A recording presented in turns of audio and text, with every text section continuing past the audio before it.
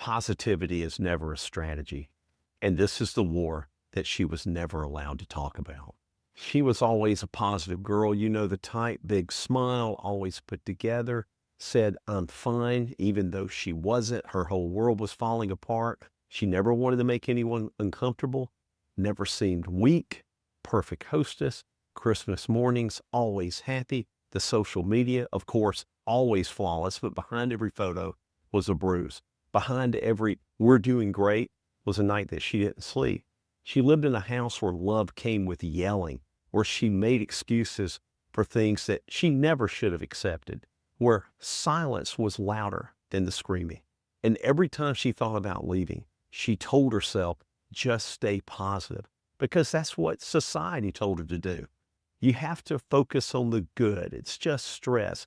Don't give up on him. Marriage is hard. Don't expect perfection. So she stayed, she smiled, and she very slowly disappeared piece by piece. And that's the lie. That's the poison dressed up as positivity. No, she wasn't being strong. She was being erased. You see, there's a difference between hope and denial, a big difference between endurance and self-abandonment. And when you're in a war zone, positivity is not the plan. The truth is. And the truth is that she's been hiding from herself. Look, you can't affirm your way out of fear. You can't meditate your way out of abuse. You can't stay calm enough to stop the blow up, because no matter how positive you stay, he still slams the door, still calls you names, still drinks every night, still scares your dog and controls your life. And yet you keep showing up, smiling through it all, because you're afraid of what happens when you finally admit that this is not love. I once knew someone, we'll call her Lisa. She used to say, oh, he doesn't hit me though. But the things he said to her, that shattered her. The way he would disappear for days and weeks and then come back like nothing happened, it made her hollow on the inside. She talked about him like a storm that she had to live with. Oh, he's just moody. You don't understand him. She believed that if she was patient, kind, and positive, that would fix him, but it didn't. What it did was convince her is that the longer she stayed, the more that she had to prove her love. She mistook that suffering for strength until one day her dog wouldn't even go near him. The dog would just shake in the corner when he raised his voice. And it was at that moment, not the screaming, not the cheating, not even the threats. It was the dog, because the dog wasn't confused. The dog knew that he was dangerous. The dog knew that she needed to leave, and eventually, thank God, she did. And I don't say all this as an outsider. I say this as someone who watched his mother live through it all. My father was a violent alcoholic. He had moods that could turn a room cold in 5 seconds. And my poor mom, God bless her, she stayed. She took it all. She carried it all, because that's what you did back then. Because no one told her it was okay to leave, because everyone told her to pray harder, be stronger, stay positive.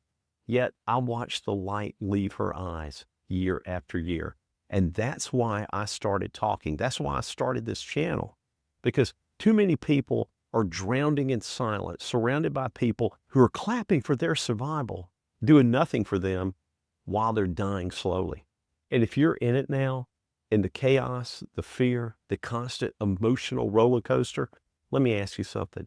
Would you let your daughter live like this? Would you tell your best friend to stay? Would you watch your dog flinch every time someone came home and call that normal? No? So why are you still staying? Why are you still convincing yourself that he's not that bad when your whole body is screaming otherwise? You don't need more motivational or positive quotes from Instagram. You need truth.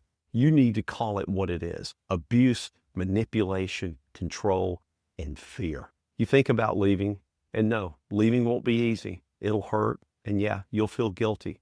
You'll grieve the fantasy. You'll wonder that maybe he would have changed. But here's what's worse: staying until you don't recognize yourself, until your dog is the only thing that loves you, until your soul is so numb you don't even flinch anymore. That's not strength. That's surrender. So if you're hanging out waiting for a sign, this is it. If you're waiting for permission, you don't need it. You never did. If you're waiting to be sure, just ask your body. It's already told you. Make today the last day you call this love. Make today the last day that you lie to yourself. Make today the last day that you let positive keep you stuck.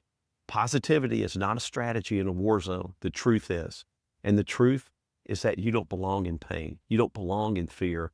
And you damn sure don't belong to anyone who makes you feel small. You belong to you. So go and never, ever apologize for saving your own life.